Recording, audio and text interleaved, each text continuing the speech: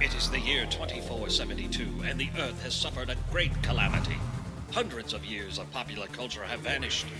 Without the sacred films and texts for guidance, civilization is devoid of anything cool. Then, 3 incubation chambers are unearthed, and from within, men from the time of the great blockbusters emerge. Now, through highly interesting conversations, they share invaluable insight about what once was. The movies, the shows, the comics, toys, and books. This is the Hyperspace Podcasting in the 25th century. Welcome in, podcast pioneers, to the Hyperspace Podcasting in the 25th century. The interweb's first and still only podcast. My name's Matt. I'm Jared. I'm Mike. You know what we should do tonight, guys? What's that? We should pick a really, really good movie and review it for our audience. Is it time for another retroactive rewind review? I think so. I'm thinking we just do Zardoz again. Listen, Zardoz has a lot of traction to go. People still aren't into Zardoz like we are. Zardoz You're right. has spoken. Oh, man. Okay, I think I've got one. What? Wait, is it going to be better than Zardoz? Maybe. Well, give me hints. Give me hints. Okay. Don't just tell me what it is. Okay. In 1978, a movie came out that redefined, or actually created, the superhero genre in modern blockbuster films. It was beautifully written, shot, directed, had a masterful score by John Williams, Yes. and introduced Christopher Reeve to the world in a role he would be identified with until the day he died. True. Arguably, in a world now of amazing superhero movies, still one of the best. Yeah. And Death that's Trap? that's not the movie we're going to be talking about tonight. But it does share a lineage with what we're going to be talking about. Did you say Death Trap, by the way? I love that movie. Is that not what you're talking about? No. Oh. Who was in Death Trap? Christopher Reeve. Oh, okay. I never saw Death Trap. I'm Michael unfamiliar. Caine was in it. And Michael Caine. Yeah, that's a good one. Okay. Well, no, guys, we're just going to skip to the end. Wasn't Carol Burnett in that movie, too? I don't think so. It sounds like we should be reviewing Death Trap, honestly. I'm sorry. Let's get this train back on the Okay. tracks here. No, today, guys, we're going to fast forward from 1978 to 1987. Okay. 9 years later, Christopher Reeve would don the tights for the last time Yes! in the masterful Superman 4, Oh, The boy. Quest for Peace. The greatest hope against the threat of nuclear war is Superman. I'm going to do what our governments have been unwilling or unable to do. Effective immediately, I'm going to rid our planet of all nuclear weapons.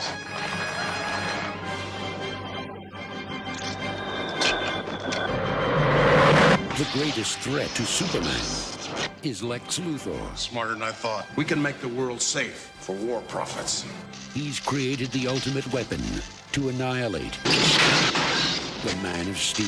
You'd risk worldwide nuclear war for your own personal financial gain. Nobody wants war. I just want to keep the threat alive. Dude of Steel. Where are you gonna get it? You know you're a workaholic. Why don't you stop and smell the roses, huh? Superman 4, Christopher Reeve, Gene Hackman, Jackie Cooper, Jon Cryer, with Mariel Hemingway and Margot Kidder as Lois Lane. Superman 4, his most important adventure, the quest for peace.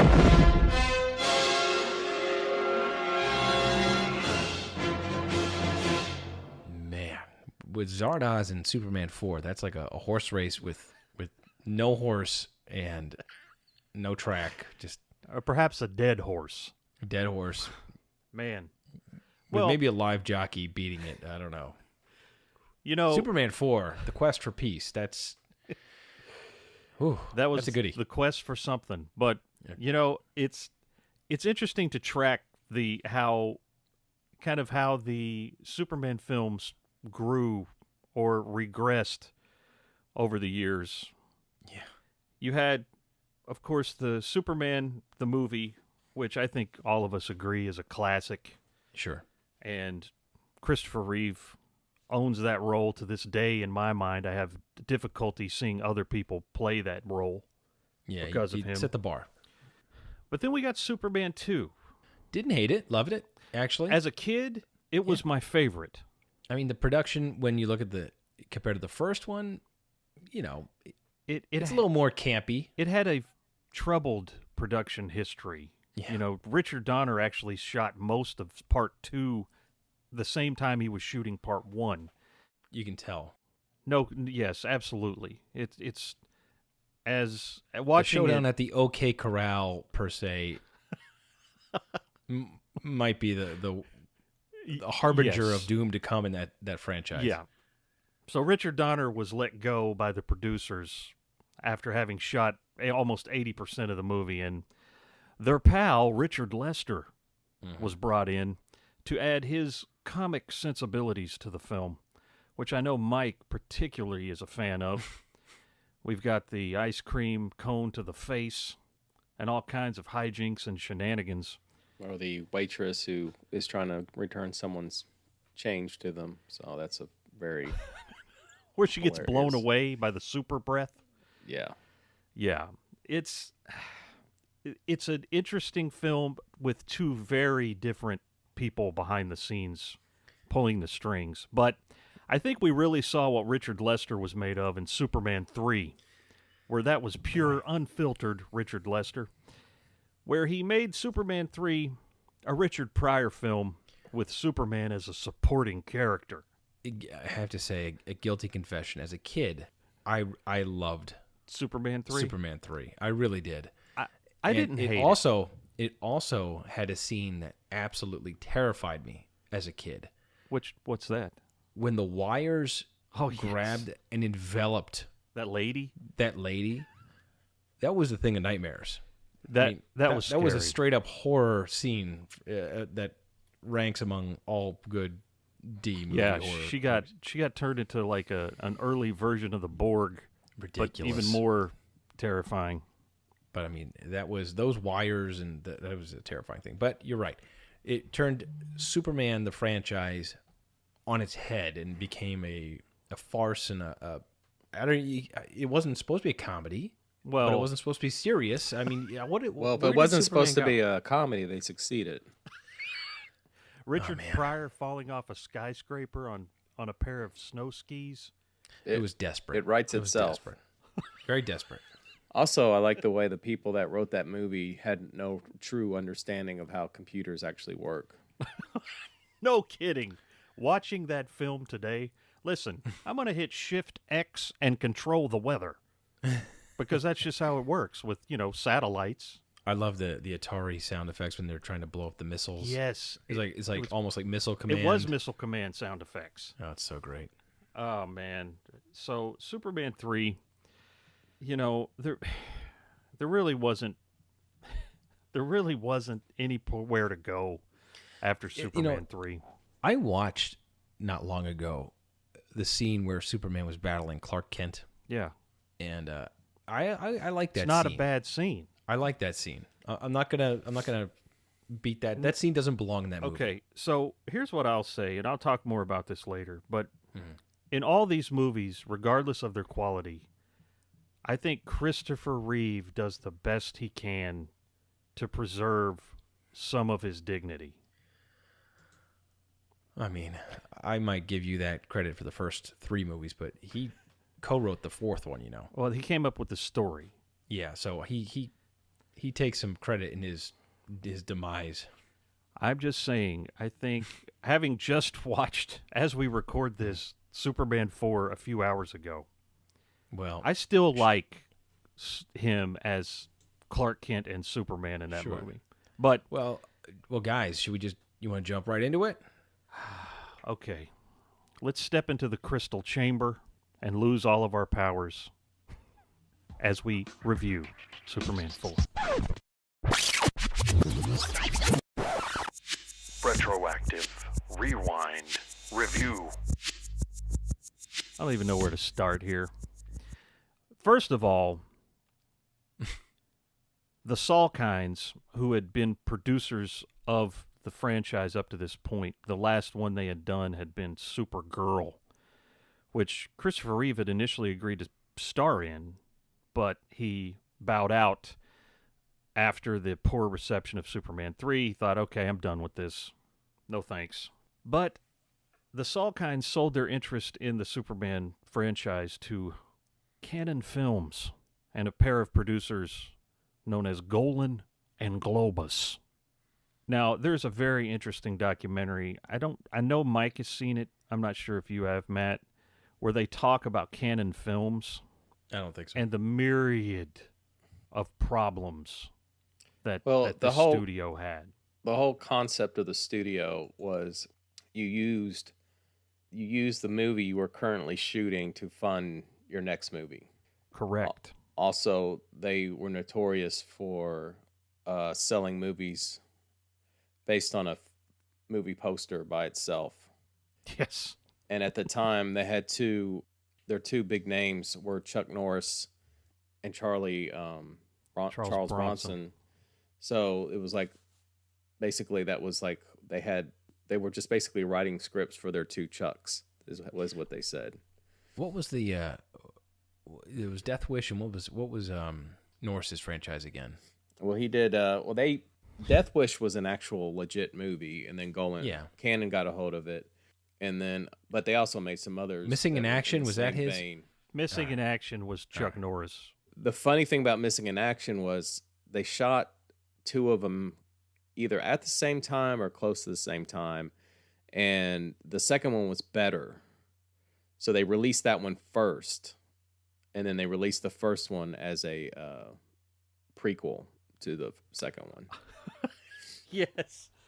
Matt, you have to watch this documentary. We'll have to track it down for you. It is.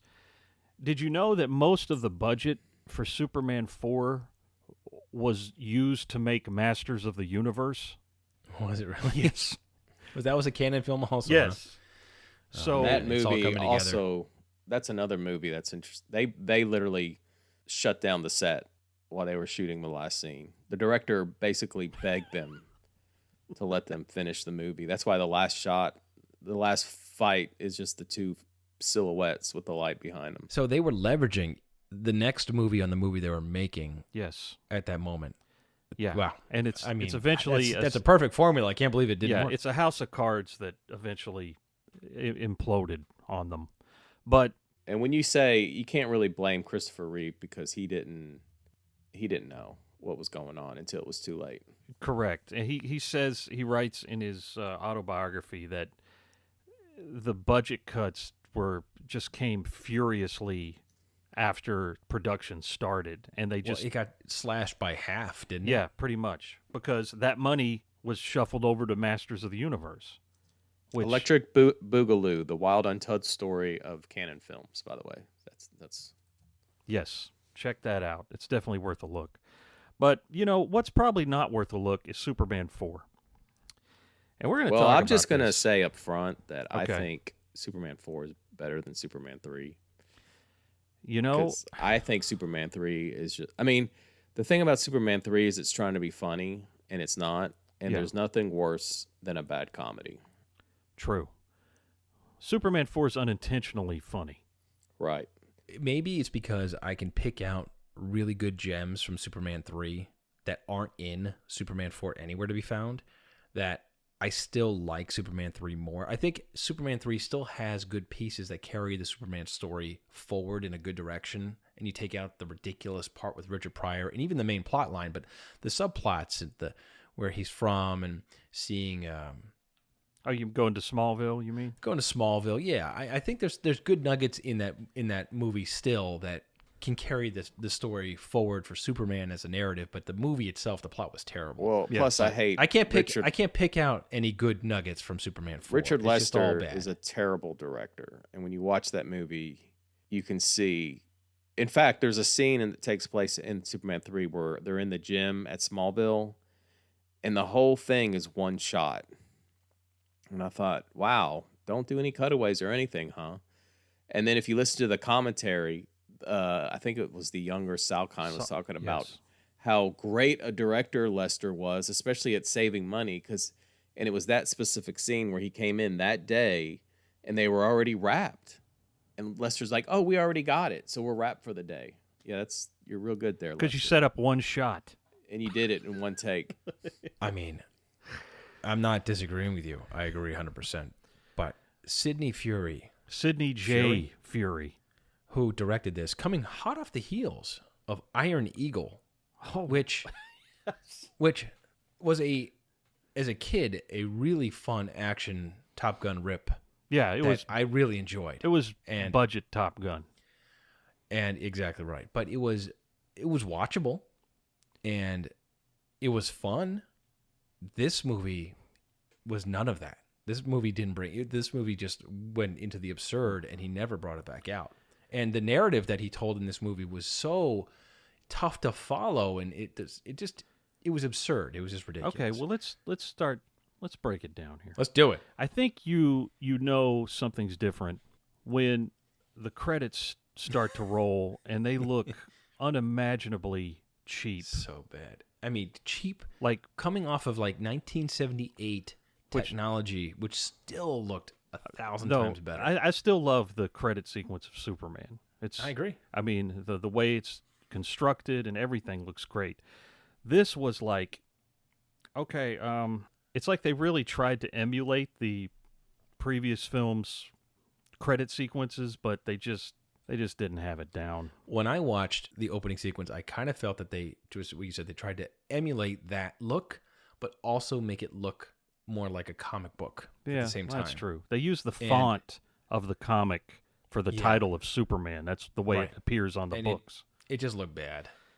Yeah, it didn't work. Right. That's how you start the movie. You're right. That's your first intro. And then you have this Russian space station that gets hit by a piece of space junk. And the first time you see Superman flying in, it's this terrible shot from the front, like totally flat piece of film that's just moving, that they've just moved it toward the camera. There's no depth to it or anything. It looks like a piece of paper that they're just pushing towards the camera, but it's Christopher Reeve, in a flying position.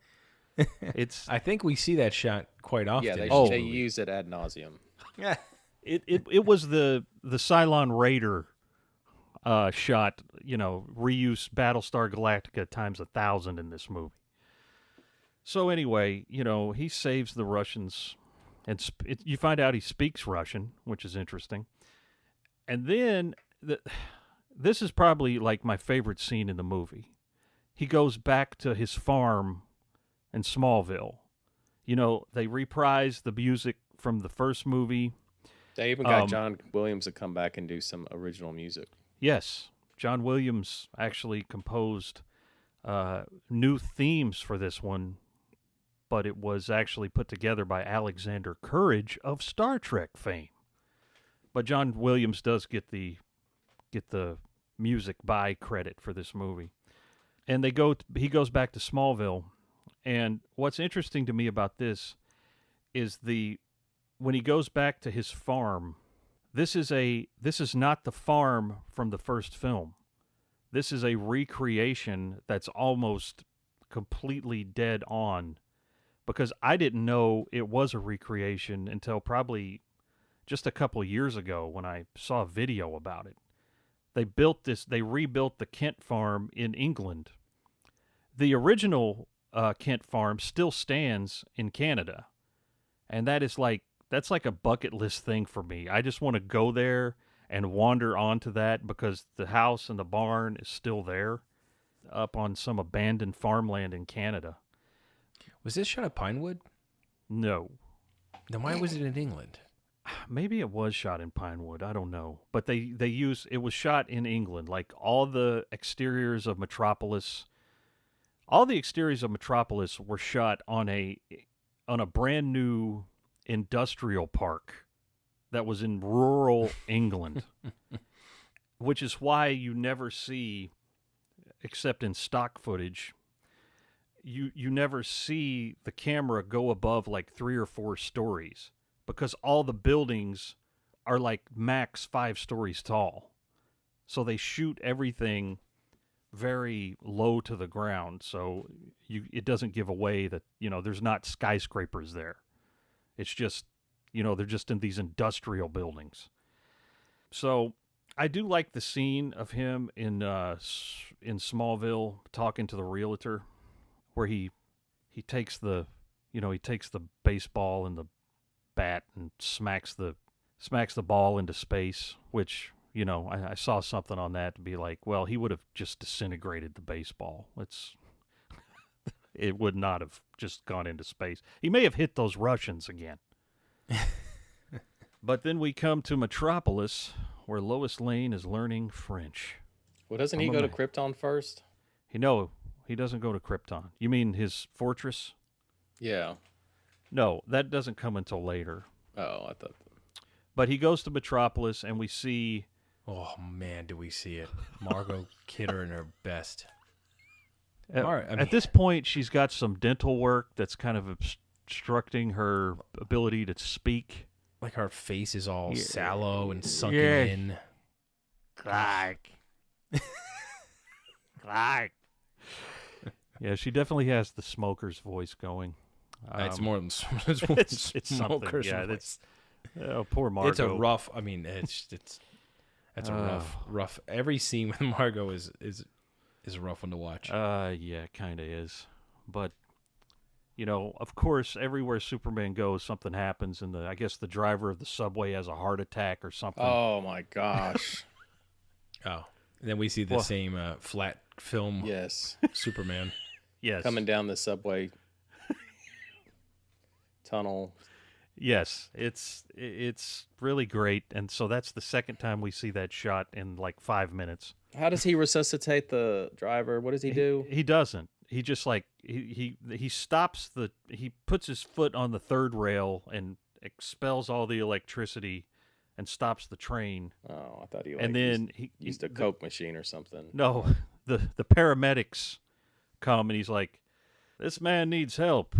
He says, I think he needs a doctor." He's like, "Yeah, he probably does. He just had a..." Ladies and gentlemen, I still want you to know that the New York City subway or Metropolis subway is still the safest form mode of transport. It's mass transit. Terrible. Yeah, he has to say something like that. I'd like you to tell the people that, yeah, it's a little cringy. And then, what can you do? The Daily Planet gets bought by a tabloid company, and Perry White's all angry, and everybody's upset because all he wants to do is turn the Daily Planet into a tabloid. And where's the integrity? Yeah, and it's all fake news. We're introduced to Lacey Warfield, Mariel Hemingway. Mariel Hemingway, really? She was all over the 80s. She was. I'm not quite sure why. She's a very 80s personality. Yeah, I don't. She didn't move far into the 90s. I don't know where she went, but she was a lot. There's a lot of her in the 80s. Yeah. She's I one think of she those. was Hemingway's granddaughter or something like that. Yes, or his granddaughter, and yeah, she. It's a unique look to her too, right? The eyebrows, the very thick eyebrows. Yeah. You know who her grandfather is? Who, Mike? Ernest Hemingway. Did you? Did you hear what we just said? What? Did you say that? Yes. We did. Oh, I must have dipped out there for a second. By the way, I don't know if you knew this. Okay. But she's Ernest Hemingway's granddaughter. I love that guy. That's great. Thank you. That's a good bit of trivia there, Mike. She was there when he blew his brains out. Did you know that? What? Really? Yes, absolutely. She saw it? Are you making this up? They made her clean it up. You're ridiculous. Listen. Are your earphones broken again? Can you hear us? Here's your mop.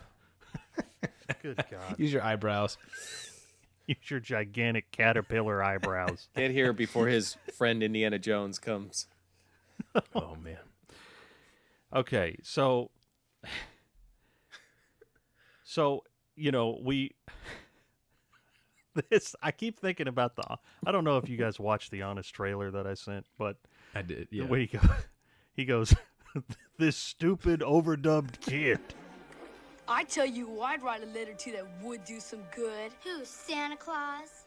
No, Superman. Yes, the kid. Oh, man. The kid.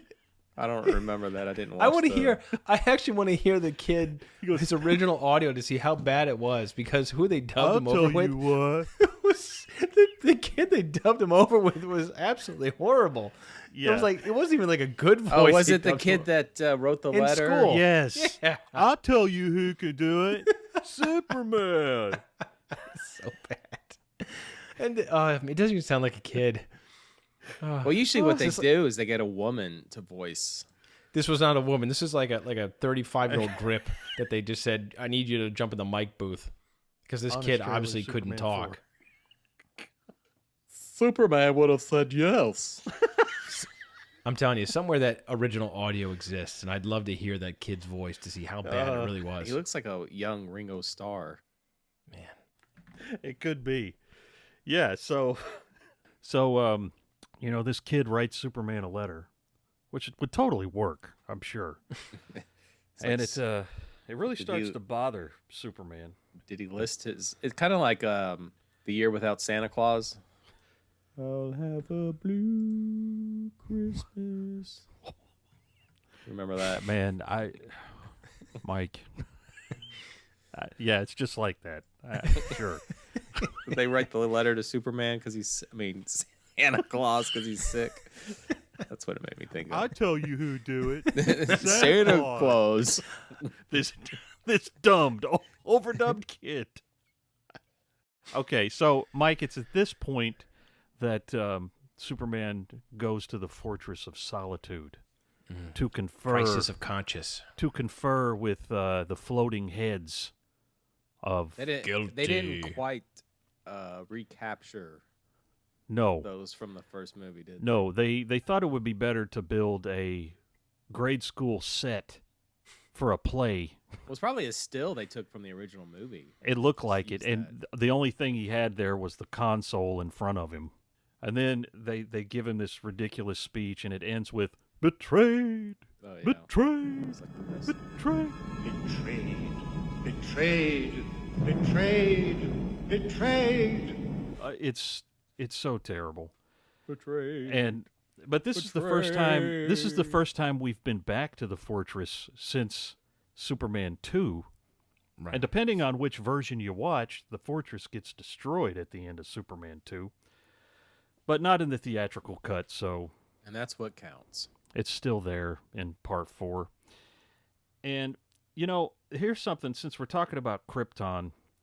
You know, when he goes back to Smallville at the beginning of the movie, apparently this ship just keeps crapping out crystals. Because... Another greenie. Here you go. Here's another green one. Because he had the green super crystal that created the Fortress of Solitude in Part 1. It also took away his powers. It did. It did everything. And it gave him back. And it makes him breakfast in the morning. Yes. So he can lay with Lois Lane in his aluminum foil bed. Yeah. So, anyway. Jumps in the bed and slides right out of it. He comes across he goes back to his barn where they keep his ship, and it's still there. But it's talking to him again, and it's like here's his mom's voice.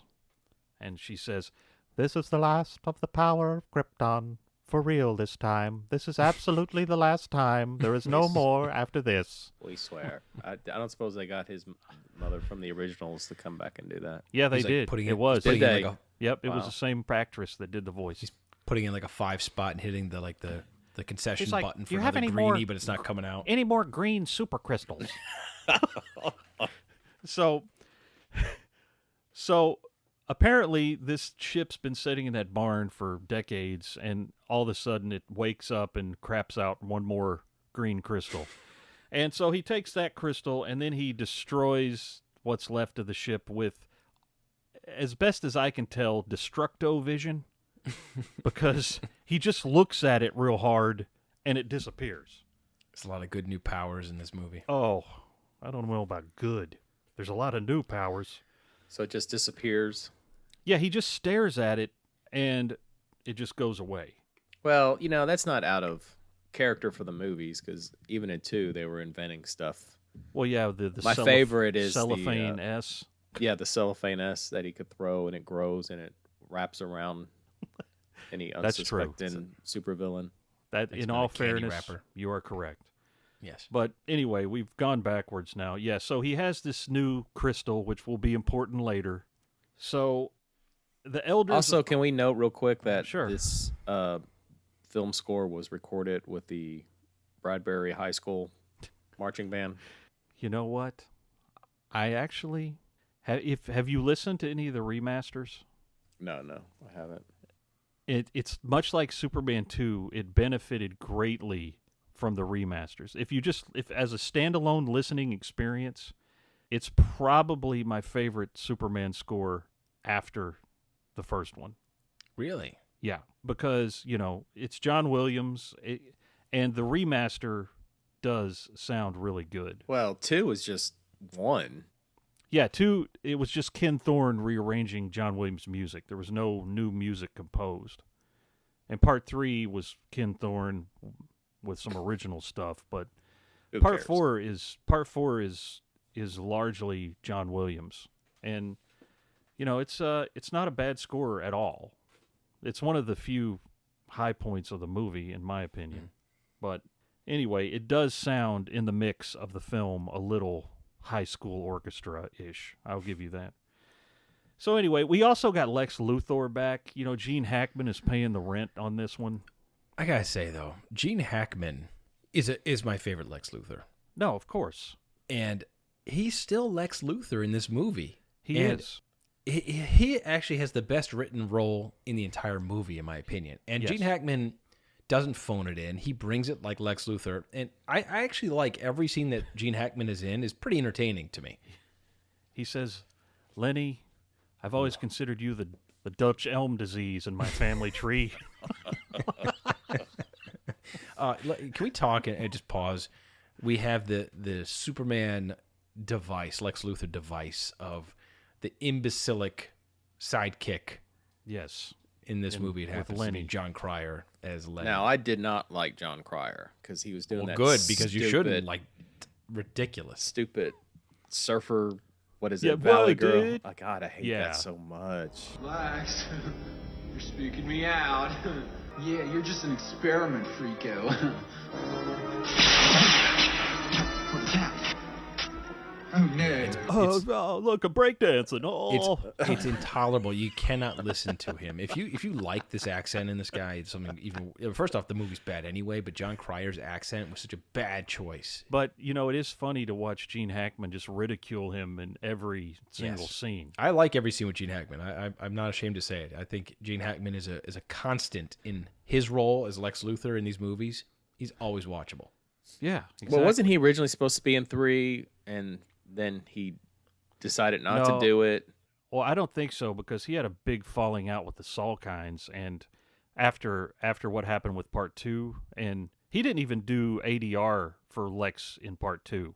They got a voice double, so if they needed him dubbed in Part 2, it was not Gene Hackman's voice. Well, it just seemed like what's his name? Robert Vaughn's character was just like they just crossed out the name Lex Luthor and wrote his characters. Totally. No, that was totally it. But so we get Lex rescued from his prison in the most horrifically ridiculous sequence where Jon Cryer comes in this souped up Cadillac. Like Boss Hogg's Cadillac. Yes, but he's playing Jerry Lee Lewis, and he says to apparently the prison guards are fascinated by the car, and he traps them in it and then shoots them. I don't even know. They're in a convertible, and they actually land on the roof. But then you see 2 seconds later, the guards get out of the car all roughed up, A-Team style. You know, oh, they didn't kill them. You know, they're still alive. But anyway, they get away from the prison in that fashion. And somehow Lex is able to take up residence in the top of the Chrysler building, which makes complete sense. So he's gone from prison to owning the top few floors of the Chrysler building, just like that. And did you notice who one of his henchmen was? One of the people he was doing arms deals with? Oh, of course. Porkins. The guy from Indiana Jones and Porkins. Porkins, yep. Yeah. Porkins looking really rough. He was also Eckhart. Yeah, he was Batman. Eckhart from Batman. That's right. Think about the future.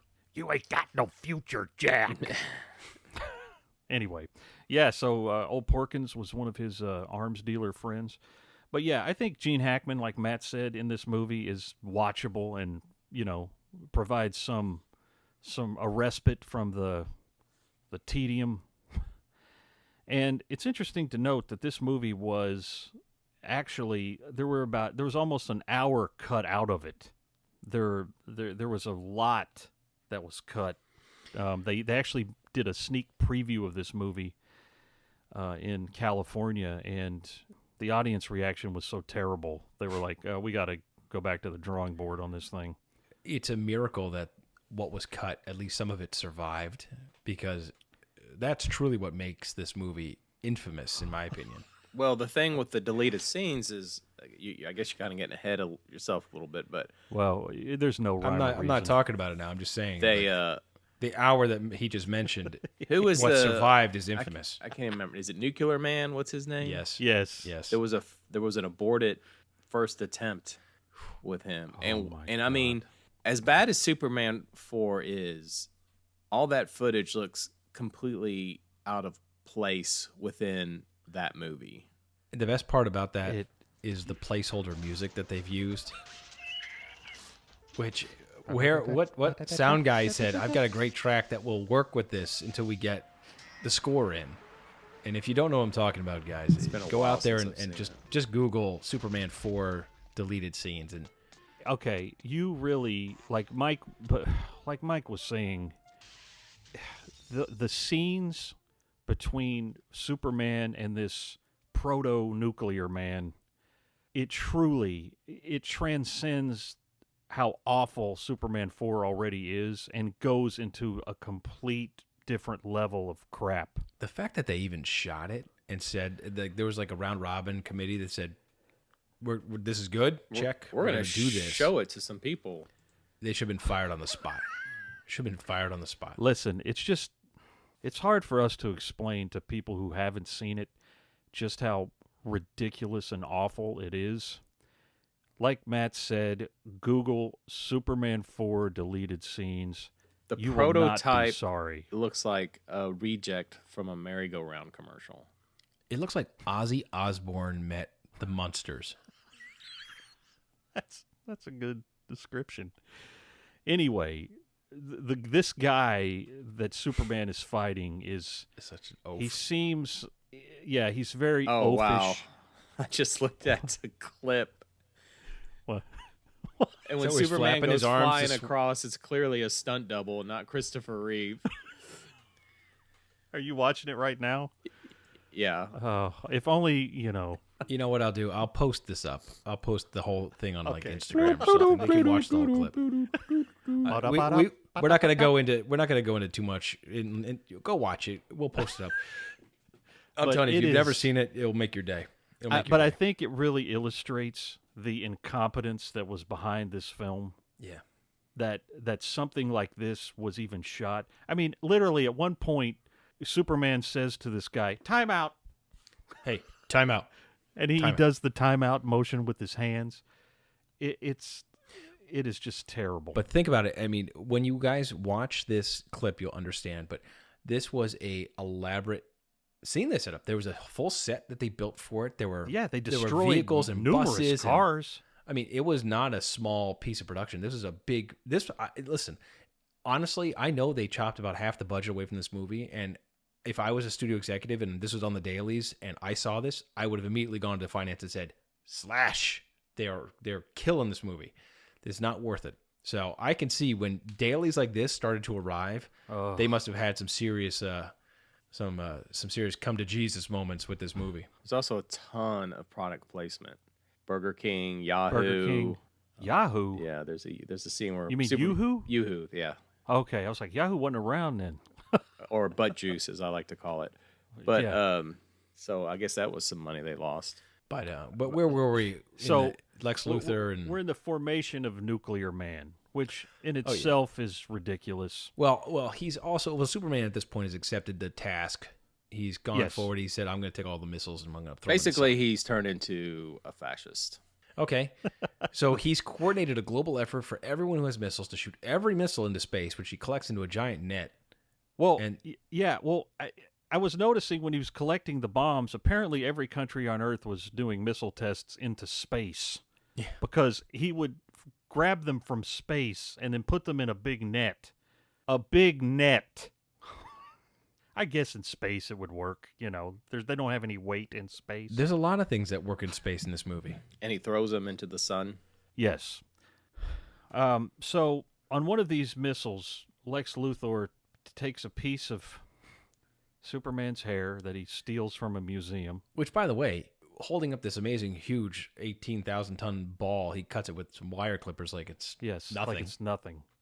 So he takes that, and then literally, as I was watching this movie, he's in a lab with a bunch of Bunsen burners and beakers with frothing liquid, like a mad scientist, putting together this pile of protoplasm and a little piece of fabric. Hey, that's not going to be enough to cover him, dude.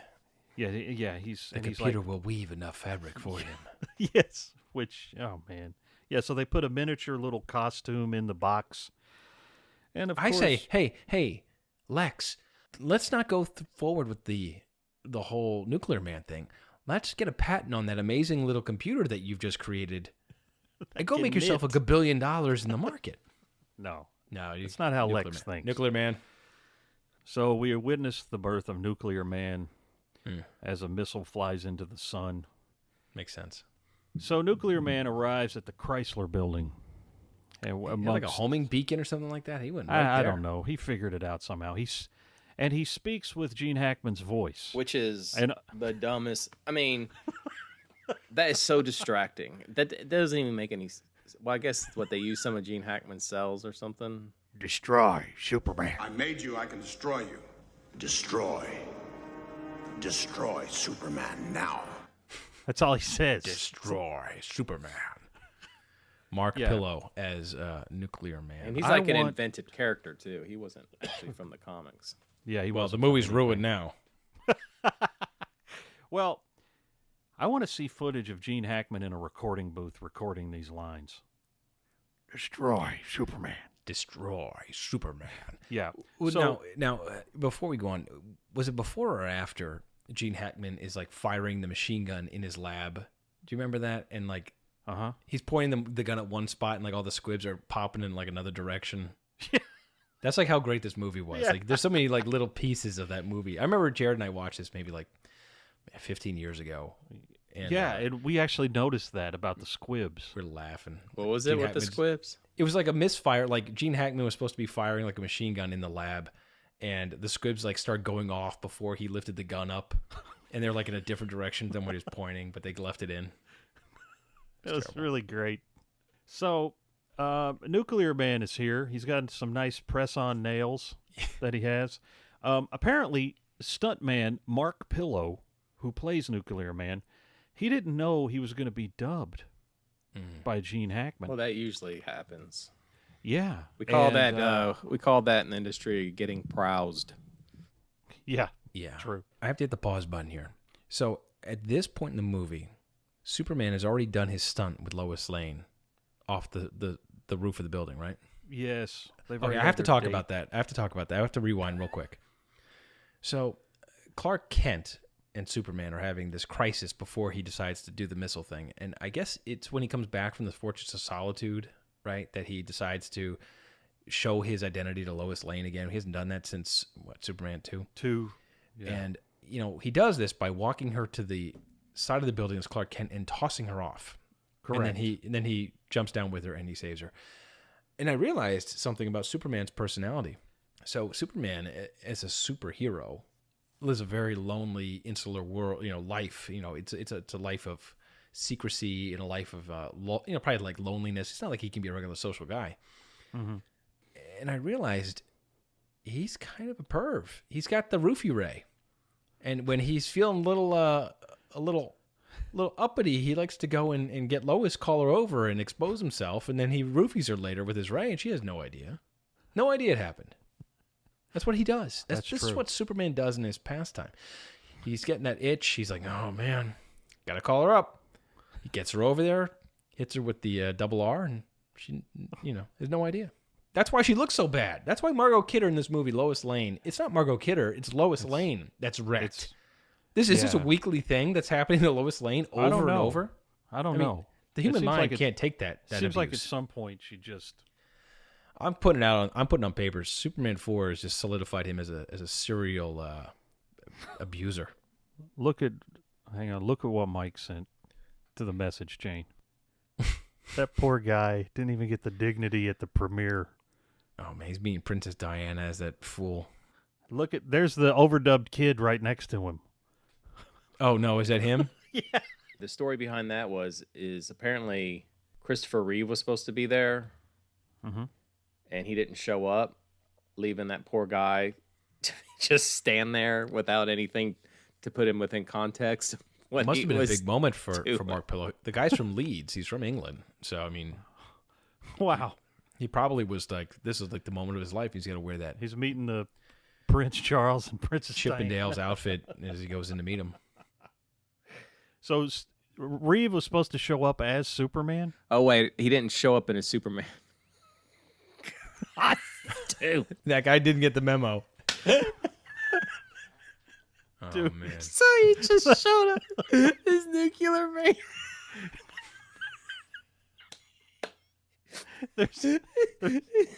Okay, for some context, there's a picture of stuntman Mark Pillow meeting Princess Diana and Prince Charles at the premiere, and he's standing there in his goofy-ass Nuclear Man costume, and everybody else is in, like, tuxes and gowns. It's a black tie event. I know, and he's standing there in this... Probably it looks worse than childhood cosplay. This costume. Okay, apparently Reeve didn't show up. It says this wouldn't have been a huge deal. Reeve's family attended in his absence, except for the fact that the poor schmuck who played Nuclear Man was now the only person at a highly publicized event featuring the royal family dressed like a stupid asshole.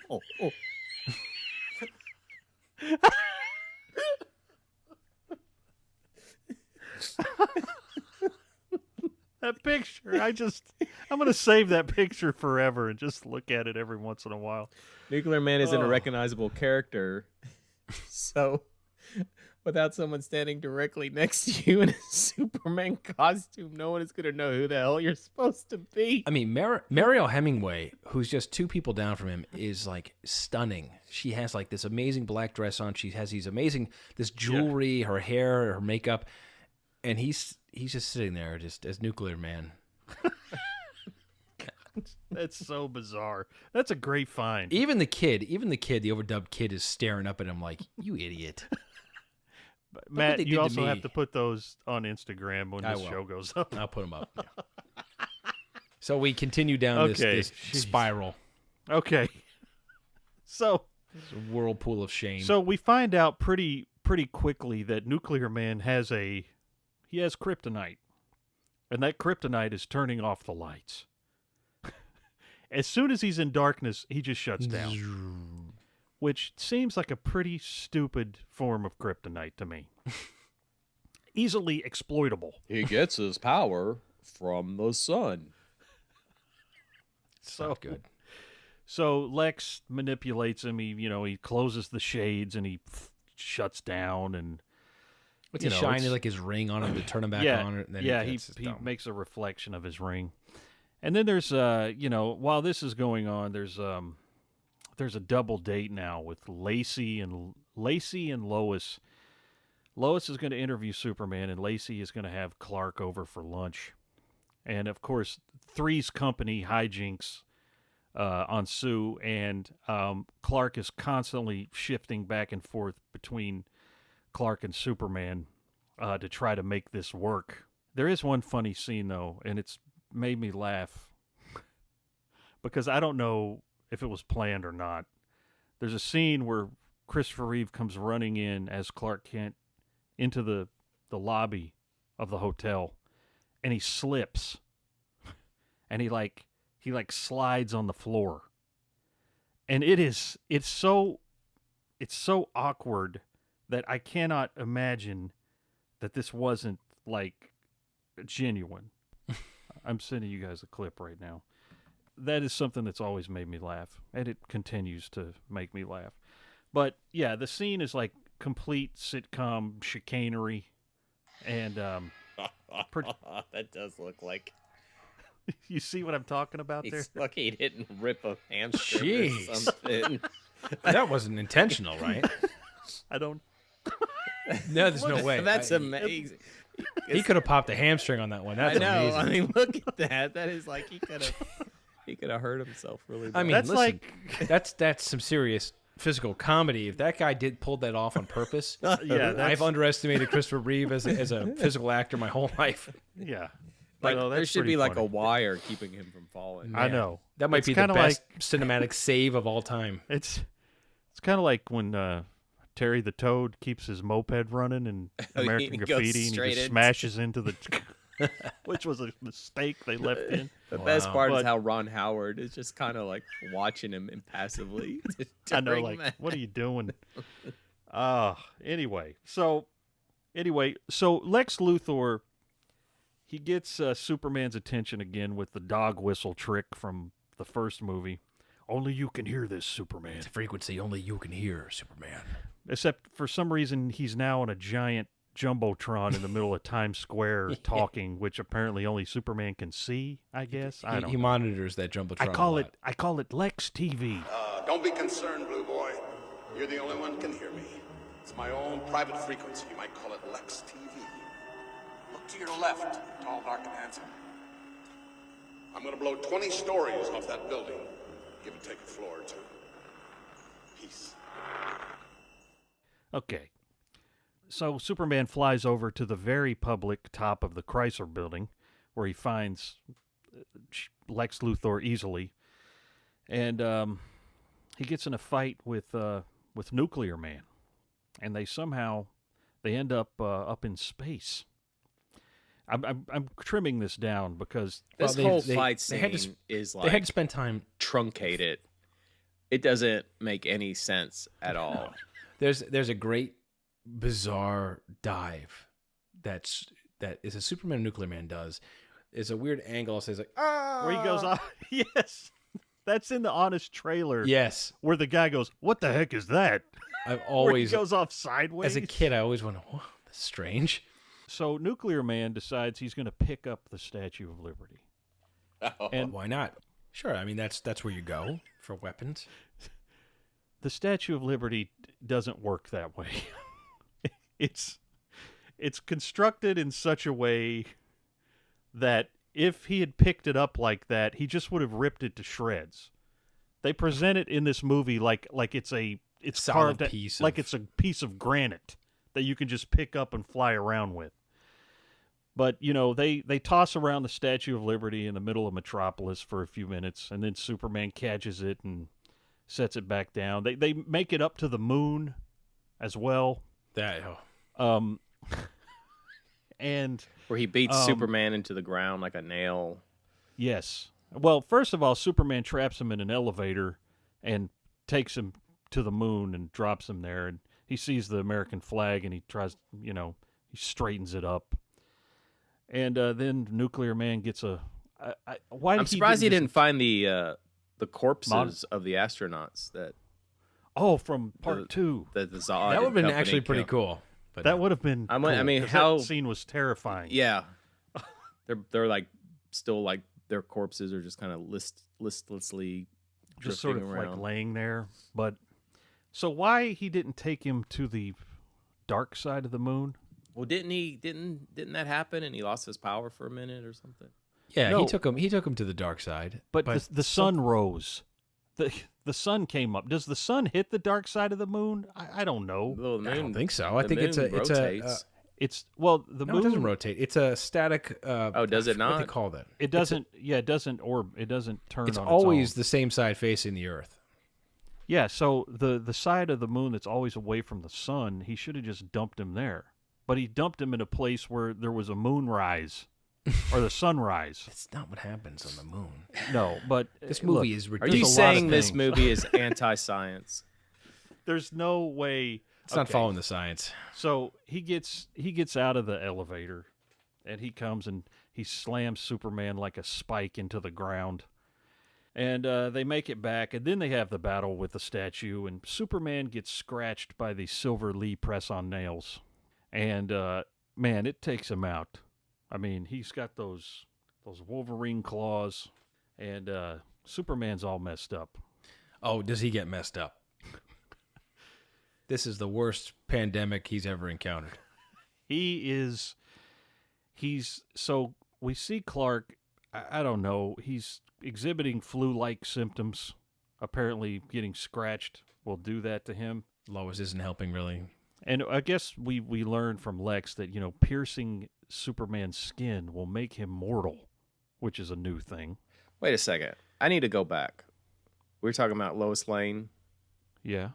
She said she remembered that he was Superman. She was playing the whole time that she didn't remember him, right? She said that in the movie, but then he kissed her and she forgot again. Yeah, he roofied her. Oh. Well, that's Well, makes maybe- no sense. Exactly. That Maybe thing didn't because- work. Oh, it works No, this because time. as soon as he revealed himself, all the memories come back. So that's why I'm saying this is like an insomnia kind of situation with her, where he's just abusing her week after week and then erasing her doesn't mind know. like Men in Yeah. Black. It's like, Okay, Yeah, so like- he's wrecked. Superman's sick. Yeah, man. Yeah, he gets sick. We forgot about the part where he goes to China and the volcano and all that stuff. Is this but, what? that Does this doesn't- have the one where he rebuilds the wall? Yeah, of course. Yes. Listen, With- they went to fight at all the major monuments in the world. And then they which is had what you like do. a tornado And or just- something. I don't know. Maybe it was The third tornado one. was the cut scene. Oh, that was a That cutscene. scene was deleted. Yeah, so folks, he has a new power in this one. So like His new power is to stop motion rebuild the the Great Wall of China got wrecked in their fight, so he just looks at it and puts a He clear has beam on it, and it all Fix-a-vision. rebuilds. Oh yeah, he's- that's another one of the right. new powers. The Fix-a-Vision. I'm going to look at this, and you'll just fix yourself. So I mean, don't go to the hospital and cure cancer with it or something like that. You're just gonna go, no, rebuild you got structures. to rebuild the Great Wall. But Selfish. so he's sick, and He's all lost of a his way. sudden, the new publisher of the Daily Planet's printing magazines. It says Superman's dead, and everybody who works at the Daily Planet's all pissed off. And Lois Lane is like, well, where's Clark at? Clark. So she goes to Clark's apartment, and he's there all convalescing, and well, I don't know. He's pretty ill, it seems like. And so she gives him a pep talk in a weird Margot Kidder type of way. And so then a few scenes later, we see him pull out the green crystal. The last of the power of Krypton. The last. So Superman pulls out the very, very last green crystal. The very last one. We promise. He's used them all. At least in 19 years, I'll be the last one. Yes, and at this point, he looks really messed up. He's like old looking, and he's Gray hair. He's losing his hair, and when I was a kid, that freaked me. I didn't know what was happening to him. I was like, "What is this?" He looks really ill. But the next time we see him, he's back in his super suit, and he's ready to go another round with Nuclear Man. And this time, Nuclear Man is Looking for the woman. He wants the woman. Don't they do some kind of weird cut where they just cut to them in the middle of the street or something? It just seems like there's a big jump cut. Probably. there's all kinds of Take your strange pick, I'm Where sure. Superman's movie. like, no, don't do this or something. He goes, yeah, the people The people. And you're and like, apparently, what's happening? Why is Another he there? people line? Nuclear Man also has the ability to levitate people, Destroy spin them around. He's got all kinds of weird Oh, powers. no. Oh, no. That's Jon for Mike. Cryer. Oh, no. Oh, look, I'm breakdancing. Terrible. Jon Cryer. So, anyway, Nuclear Man finds Lacey Warfield, and he takes her up into space. Bring me the woman. They're up in space. They're in space for a little bit of time. Yes, and she's just, like, hanging out in his arms, like, cool. I'm It's in just space. like Lois Lane and Superman in the first movie almost. Well, they weren't Only in they're space. in space. Yeah, they're in space. Yeah, in Superman, they were just up In in the the sky clouds. at night. Here, they're in space because at one point, Hemingway looks down and she sees the Earth like way below her. And it's like, what is going on here? And then Superman decides he's going to move the moon in a scene That's really great. that could, literally destroy the Earth. I mean, we've all Yeah, that seen might not, Thundar like, the destroy- Barbarian. We know how this goes. Yes. Thunder. The moon is destroyed. Yeah. So, Well, but he's already it's funny. made the Earth rotate backwards on its That's axis. true. Like, Yes. Superman doesn't care. Yeah. So, what's funny about the scene where he pushes the moon is you see him fly up to the moon, but you see the curvature of the moon as if the moon is about the size of a giant beach ball. Right, you do. It's curved. And he's like, That's okay, I'm the going to moon. push it. So he blocks out the sun, and Nuclear Man drops Lacey, who of course falls in space straight down towards Earth because Earth is down, and she's falling down to Earth. Even She should have taken the Leia approach and just kind of like Superman herself over. Yeah, well, she doesn't have the Force. All she has is Mark Pillow, who wears that suit everywhere, apparently. He goes to the grocery store and that. You see him now, and it's all like frayed and He's still wearing a worn. Nuclear Man suit. He probably shows up to conventions wearing it. I'm sure that he does. He has to. But anyway, so Superman knocks out Nuclear Man and then takes him and dumps him in a nuclear reactor, which apparently gives Metropolis a supercharge of power. Everybody's lights are glowing brighter. And Nuclear Man really is a tragic figure in this whole thing. He didn't have any say in his creation. No, he didn't. He was a pawn of evil people, and in the end, he just really got, That's true. no rehabilitation, no, like, let's go for breakfast and talk this out. It's just like, No, it's like, no. you're done. Superman actually killed a guy. He took He pride in it. doesn't kill people unless he's in a Zack Snyder movie or Superman 4. So, anyway, the movie wraps up with Superman saying, I shouldn't have done that. That's your decision to make. You guys need to get your act together. And I'm going to go fly around the Earth now like I do at the end of every Superman movie. And well, let's that's kind real quick. He wanted to shoot at the UN, and instead they picked like a parking lot or something. Yes, they did, and that they asked to shoot at the UN, and they wouldn't let them, so they were in that industrial park in England. Yeah, it's. I mean, and that's Superman 4. And unfortunately, that's the last time we saw Christopher Reeve in the role. Well, he took Luther and his nephew back to. Oh, he took the nephew to a boys' Catholic school. boys' school. Yeah. And said, "Father, I hope you can do something with this young man." I believe every boy deserves a second chance. But he did take Lex back to prison. Like he always does. Lex always winds up back in prison. It's Sure. formulaic at this point. So that's kind of where we leave off. Superman 4 is terrible. It's not a great movie. It's not a good movie. It's a pretty bad movie. But, when I was watching it, I think Gene Hackman's fine, and I will stand by my statement that I think Christopher Reeve still always gives it his all. Sure. when he's playing Clark Kent and Superman. They're navigating a really bad movie with as good of a performance as they could give. Yeah. And I know it kind of sucked for Christopher Reeve because he had a story credit, and then the movie started to be dismantled underneath him. And, if you haven't seen it, it's worth a look just because it's so, as we were saying, unintentionally bad. It's interesting what direction this movie could have gone in so many directions, but, Wes Craven was supposed to direct this movie. Yes, he was. Wes Craven was really? Yeah. Yes. Yeah, and he was having creative differences with Christopher Reeve, and he bailed, and that's when this guy took over. Wow, that's interesting. Yeah, but it's like this movie was just doomed from the start. What happened? 1987, probably another... How many Nightmares Nightmare on Elm Street, probably Nightmare on Elm Street 3 by this point. He didn't really do 3. He kind of wrote a script. But, Wes Craven was still a hot commodity. He was still making, he was still famous at that point. But, it's like, that movie was never going to work. Superman 3 set the franchise into a tailspin that was almost, unrecoverable. And this movie was just the sad, death throes of what originally was an amazing accomplishment, bringing Superman to the big screen.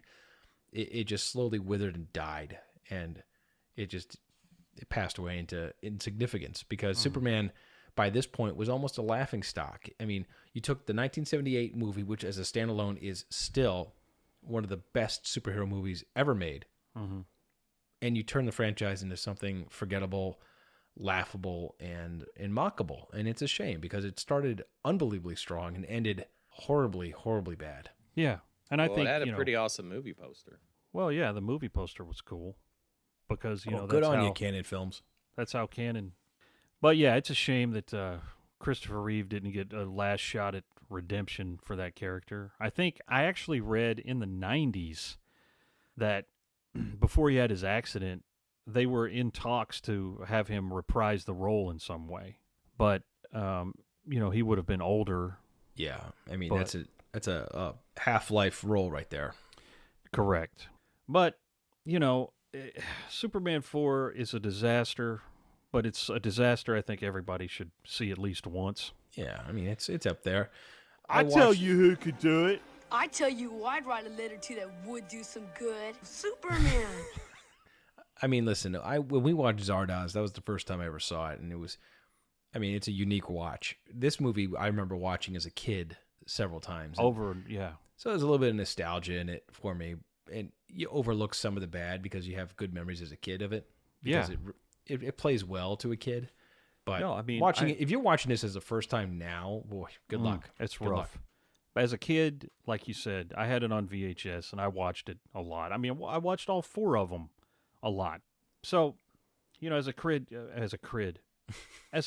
you're really not as critical of things. But no. When you look at it through, yeah, but you sense it. Even as a kid, you sense it. Well, yeah, I knew something was up with the visual effects and the Lacey flying through space. I remember it got promoted. Because I remember seeing him on like Good Morning America, and he was really, talking it up because he had like you said, he had a story credit. Yeah. It is true today, as it was back then, that bad movies get the most promotion. Because that's the last-ditch effort of a production company to try and help out their sinking ship, is over-promoting it. Mm-hmm. And you'll see this over and over. Mark my words, the worst movies get the most promotion in all the talk shows, in all the commercials. You'll be blasted by the worst movie, and it will be the bad movie. Well, the best movies get 1 or 2, maybe 3 trailers out. The worst movies get like 30 TV spots, and they book them on all the shows. It's a formula. Mark my words. Check it out. Well, it didn't help that most of Superman's budget was shoveled over to Eternia, which Masters of the Universe is one we need to talk about. Yeah, in I the agree. future. I like that movie as saw it in the bad as theater. it is. Ooh, yeah. I think I did too, actually. I just saw it on VHS. Took my brother No, to I see didn't see it. it in the theater. I He saw was it a later. big I saw the VHS. He-Man fan. But, guys, we're not talking about He-Man yet. We're talking about Superman 4, The Quest for Peace. And right now, we're going to give you some peace, and we're going to step out of here. We're going to go to our own fortresses of solitude, our own tubes, and contemplate the removal of nuclear weapons from the 25th century, which I guess happened a long time ago. I don't know. But anyway, thanks for listening, and hey, come back, man. Season 3 rolls on, and we'll see you next week. Whoa, betrayed. You know you can't live without this content, so subscribe to The Hyperspace, podcasting in the 25th century. Follow us on social media, leave us a review, and join us here next time as we take you into the 25th century.